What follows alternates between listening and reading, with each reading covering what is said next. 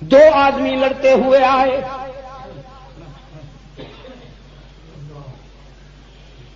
ان میں ایک یہودی ہے ایک منافق، ایک یہودی ہے ایک منافق۔ یہودی کون ہوتا ہے؟ جو رسول کو ہمارے آقا کو نہیں مانتا، کلمہ نہیں پڑھتا۔ اور منافق کون ہوتا ہے؟ دل میں نہیں پڑھتا، جو کلمہ بھی پڑھتا ہے، چھوٹی چھوٹی داڑھی بھی رکھتا ہے، رسالے بھی لکھتا ہے، پوسٹر بھی بڑے رنگ برنگے شائع کرتا ہے، مسلمان ہی نہیں بلکہ اسلامی جماعت کا ہیرو بنتا ہے، لیکن اندر سے بغض رکھتا ہے، صحابہ سے، اصحاب رسول سے بغض رکھتا ہے، اسلام کی بنیادیں کھوکھلی کرنا چاہتا ہے، تلاش میں رہتا ہے کہ کسی طرح مسلمانوں کی مرکزیت ریزہ ریزہ ہو جائے۔ ایک یہودی ایک منافق اللہ کے رسول صلی اللہ علیہ وسلم کی خدمت میں آئے۔ یہودی نے کہا یہ چیز میری ہے، منافق نے کہا نہیں میری ہے۔ اللہ کے رسول صلی اللہ علیہ وسلم نے اسلامی شہادت کی بنیاد پر گواہی طلب کی، یہودی نے گواہ پیش کر دیے، انہوں نے گواہی دی کہ ہم جانتے ہیں اس چیز کا مالک یہ ہے۔ رحمت عالم صلی اللہ علیہ وسلم نے منافق سے کہا تم گواہی پیش کرو۔ وہ کہنے لگا جی میں تو آپ کا ہوں، میں کلمہ پڑھتا ہوں، یہ یہودی ہے، میں آپ کا کلمہ پڑھتا ہوں۔ رحمت عالم صلی اللہ علیہ وسلم نے فرمایا کلمہ پڑھنے کا مطلب یہ تو نہیں کہ سارے جہان کی چیزوں پہ قبضہ کرتے جاؤ، لوگوں کی چیزوں کے مالک بنتے جاؤ، کلمہ پڑھنے کا مطلب یہ تو نہیں۔ اس نے اپنے موقف کی تائید میں گواہی پیش کی تھی، تم بھی گواہی پیش کرو نا۔ کہنے لگا جی بس وہ تو یہودی ہے، میں آپ کو ہوں۔ رحمت عالم صلی اللہ علیہ وسلم نے فرمایا میرا فیصلہ ہے کہ اس چیز کا مالک یہودی ہے، اسلام کے عدل پہ قربان جاؤں، اسلام کے تصور عدل پہ قربان جاؤں۔ میں نے یورپ کی کانفرنسوں میں یہی بات کہی، میں نے کہا بے شک اسلام مسلمانوں کے لیے تو آب حیات ہے ہی، لیکن اسلام ایک ایسا ابر کرم ہے جو پوری انسانیت پہ برستا ہے، اس کی فیض رسانیاں عالمگیر ہیں، یہ اپنوں کو بھی نوازتا ہے، اغیار کو بھی محروم نہیں کرتا۔ اسلامی عدل کی بنیاد پر رحمت للعالمین صلی اللہ علیہ وسلم نے یہودی کے حق میں فیصلہ دیا۔ یہاں سے چلے آنے کے بعد منافق کہنے لگا رسول نے تو فیصلہ تیرے حق میں کر دیا، ذرا ابو بکر کے پاس چلے چلیں۔ یہ جو دل کے بیمار ہوتے ہیں نہیں، ادھر ادھر پھرتے ہیں، ادھر ادھر لا الہ الا اللہ ولا الہ الا اللہ، ذرا ابو بکر کے پاس چلتے ہیں دیکھیں وہ کیا فیصلہ کرتے ہیں۔ تو ابو بکر تو جمال نبوت کے عکس کامل ہیں، انہوں نے کہا جو فیصلہ میرے آقا کا ہے وہی فیصلہ میرا ہے، چلے جاؤ۔ منافق کہنے لگا ابو بکر نے بھی وہی بات کر دی، ذرا عمر کے پاس چلتے ہیں۔ اب آئے فاروق اعظم کے پاس، منافق نے بڑی لفاظی چرب زبانی کے ساتھ اپنا کیس پیش کیا کہ سر یہ چیز میری ہے، میں اس کا مالک ہوں، چونکہ میں مسلمان ہوں، میں آپ کا ہوں۔ یہ تو یہودی ہے، جھوٹ بولتا ہے، یہودی بھی کبھی سچ بول سکتے ہیں، سچ تو ہم بولتے ہیں، سچائی ہمارے پاس ہے، یہ میری ہے۔ فاروق اعظم رضی اللہ تعالیٰ عنہ نے بات سنی، بڑا مردم شناس، پھر دیکھا یہودی کی طرف، تم کیا کہنا چاہتے ہو؟ یہودی نے کہا بہت کچھ کہتا لیکن اب کچھ نہیں کہتا، صرف اتنا کہتا ہوں کہ آپ کے پاس آنے سے پہلے ہم محمد کے پاس گئے تھے صلی اللہ علیہ وسلم، ہم نے یہی کیس ان کے ہاں پیش کیا، محمد نے شہادت کی بنیاد پر فیصلہ میرے حق میں کر دیا، بس اب تو میں اتنا کہنا چاہتا ہوں۔ یہ سنتے ہی فاروق اعظم کے تیور جلالی ہو گئے، فرمایا آقا نے فیصلہ کر دیا تو پھر یہاں کیوں آئے ہو؟ حضور کے فیصلے کے بعد میرے پاس تم نے آنے کی جرت کیسے کی؟ یہودی کانپا اور لرزتے ہوئے کہنے لگا یہ لایا ہے جی، میں نہ آتا، یہ لایا ہے۔ یہودی صاحب کہنے لگا یہ لایا ہے منافق۔ فاروق اعظم رضی اللہ تعالی عنہ نے جلالی نگاہوں سے منافق کو دیکھا، تمہیں کیوں یہاں آنے کی جرت ہوئی؟ رسول کے فیصلے کے بعد تم انصاف ڈھونڈتے ہو میرے پاس؟ منافق کہنے لگا جی بس آپ بھی فیصلہ کر دیں، کوئی بات نہیں، آپ بھی فیصلہ کر دیں جو آپ کی سمجھ میں آئے، کوئی بات نہیں۔ فاروق اعظم نے فرمایا اچھی بات ہے، فیصلہ کرتا ہوں۔ تلوار نیام سے نکالی اور ہوا میں لہرا کر فرمایا رسول کے فیصلے کے بعد جو شخص مطمئن نہیں ہوتا میرے پاس انصاف کے حصول کے لیے آتا ہے، اس کا فیصلہ عمر کی زبان نہیں، عمر کی تلوار کرتی ہے۔ اور منافق کا سر قلم کر دیا، لاشا تڑپ رہا تھا منافق کا، اس کے وارث، اس کی برادری، اس کے خاندان کے لوگ رحمت عالم صلی اللہ علیہ وسلم کی خدمت میں آئے، کہنے لگے لٹ گئے، مر گئے، عمر نے ہمارا بندہ مار ڈالا، غضب ہو گیا، ہمیں انصاف چاہیے۔ ایک یہودی کے مقابلے میں کلمہ پڑھنے والے کا سر اڑا دیا۔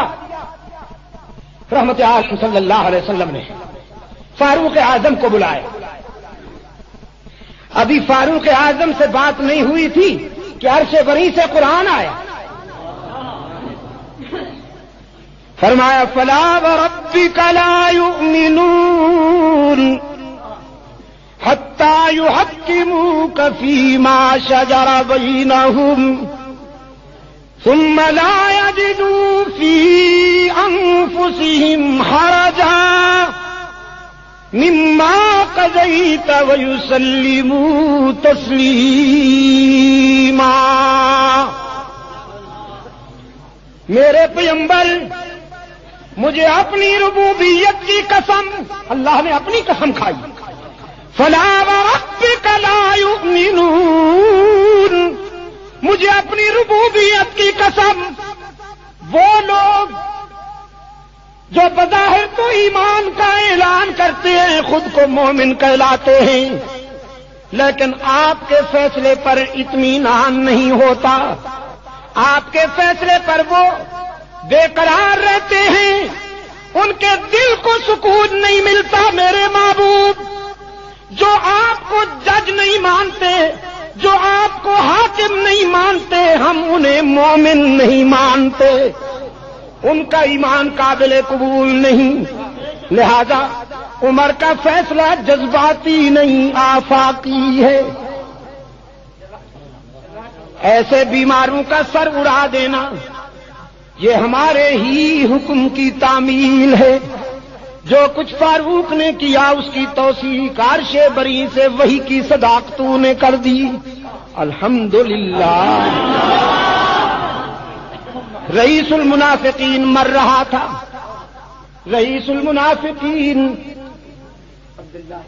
ابن ابی جس نے سب سے پہلے صدیقہ کائنات پر تنقید کے نشتر چلائے، سب سے پہلے صحابہ پر تنقید کی بنیاد رکھنے والا ابن ابی، صحابہ پر تنقید کی بنیاد رکھنے والا، سب سے پہلا دل کا بیمار ابن ابی مرنے لگا۔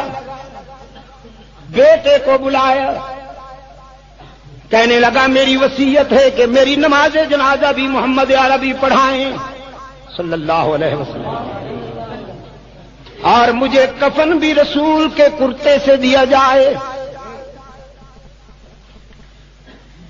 بیٹا بارگاہ رسالت میں منظور نظر، اللہ کی تقسیم ہے نا، کہیں جی یخرج الحی من المیت مخرج المیت من الحی، آزر سے ابراہیم اور نوح سے کنعان پیدا ہوتا ہے.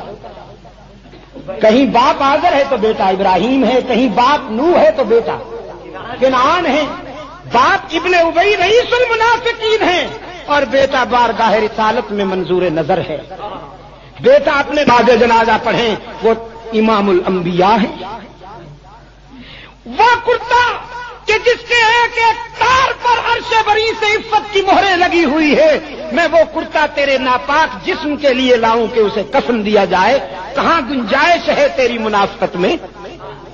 ابن ابی ہارے ہوئے جرنیل کی طرح رویا، کہنے لگا بیٹا میری منافقت میں واقعی کوئی گنجائش نہیں ہے، لیکن محمد عربی کی شفقت اور رحمت میں گنجائش ہے. اس میں کوئی شک نہیں کہ شاید مجھ سے بڑھ کر دنیا میں رحمت عالم کا کوئی دل دکھانے والا پیدا نہ ہوگا، تو اس میں بھی کوئی شک نہیں کہ محمد عربی سے بڑھ کر اپنے دشمنوں کو معاف کرنے والا بھی دنیا میں اور کوئی پیدا نہیں ہوگا. تم جا کے کہنا تو صحیح. بیٹے نے سرکار دو عالم صلی اللہ علیہ وسلم کی خدمت میں باپ کی وصیتیں پہنچائیں.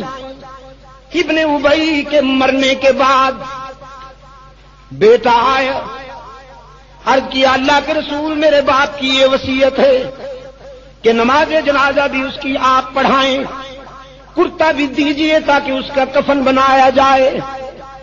اللہ کے رسول صلی اللہ علیہ وسلم نے فرمایا اچھی بات ہے، اگر تیرے باپ کے خیال کے مطابق میری نماز جنازہ پڑھانے سے اس کی جہنم جنت میں بدل سکتی ہے تو تیاری کرو، آ رہا ہوں.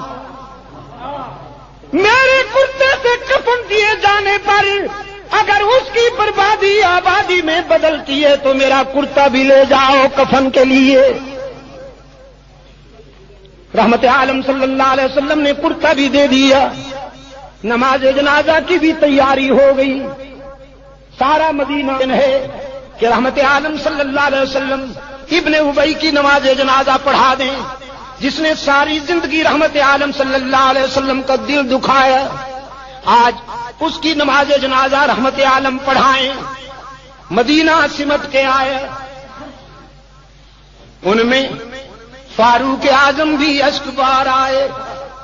نماز جنازہ کی تیاری ہو گئی. رحمت عالم صلی اللہ علیہ وسلم آگے بڑھے. فاروق اعظم نے عرض کیا اللہ کے رسول آپ کس کی نماز جنازہ پڑھا رہے ہیں؟ جو اس نے ام المومنین عفیفہ کائنات صدیقہ بنت صدیق اکبر حضرت عائشہ پر الزام تراشی کی. سیدہ عائشہ کو زبان دراز کہا، سیدہ عائشہ پر الزام تراشی کی. اس ظالم کی نماز جنازہ آپ پڑھائیں گے تو عائشہ کی غیرت پہ کیا گزرے گی؟ رحمت عالم صلی اللہ علیہ وسلم نے فرمایا میرے عمر تو غیرت کی باتیں کرتا ہے، میری رحمت کا تقاضا ہے میں نماز جنازہ پڑھاؤں گا. جواب فیصلہ کن تھا. عمر ہٹ گئے، نماز جنازہ ہو گئی اور جبرائیل امین پہنچ گئے. فرمایا لا تصلی علی احد منہم مات ابدا. میرے محبوب آج محسوس نہ کرنا ہمیں بھی تیرے عمر کی غیرت سے اتفاق ہو گیا ہے. جن ظالموں کے سینے میں تیری عائشہ کا بغض ہو، جو عائشہ کو زبان دراز کہتے پھریں، جو صدیقہ کائنات پر تنقید کریں، ان کی نماز جنازہ آپ پڑھائیں. فرش پر عمر کی غیرت برداشت نہیں کرتی، عرش پر اللہ کی غیرت بھی برداشت نہیں کرتی. آپ نے الحمدللہ نہیں کہا. عائشہ کے دشمنوں کی نماز جنازہ آپ پڑھائیں. فرش پہ عمر کی غیرت برداشت نہیں کرتی، عرش پر اللہ کی غیرت بھی برداشت نہیں کرتی.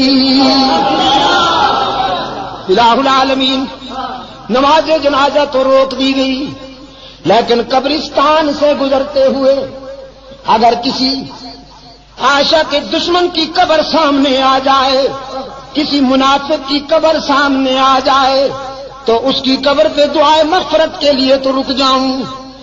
علیم بذات الصدور جانتا تھا کہ عمر کی غیرت یہ بھی برداشت نہیں کرے گی، لہذا قانون میں ایک پیراگراف کا اضافہ کر دیا، فرمایا ولا تقم علی قبری، ان کی نماز جنازہ پڑھانے کی بھی اجازت نہیں، ان کی قبر پہ کھڑے ہو کر دعائے مغفرت کرنے کی بھی اجازت نہیں، یہ ملعون ہیں، دل کے بیمار ہیں، تیری آبرو کے دشمن ہیں، ام المومنین پر تنقید کرتے ہیں، ان کی نماز جنازہ بھی نہ پڑھائیے، ان کے لیے مغفرت کی دعائیں بھی نہ مانگیے، بس انہیں میرے غضب کے حوالے کیجیے۔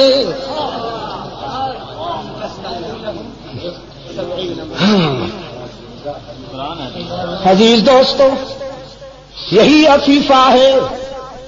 آج تم کہتے ہو یہ تو پہلے بھی ہوتا رہا، صدیقہ کائنات کو زبان دراز کہنے والے منافقین پہلے بھی ہوا کرتے تھے، لیکن الحمدللہ عائشہ کے دفاع میں قرآن بولتا تھا، قرآن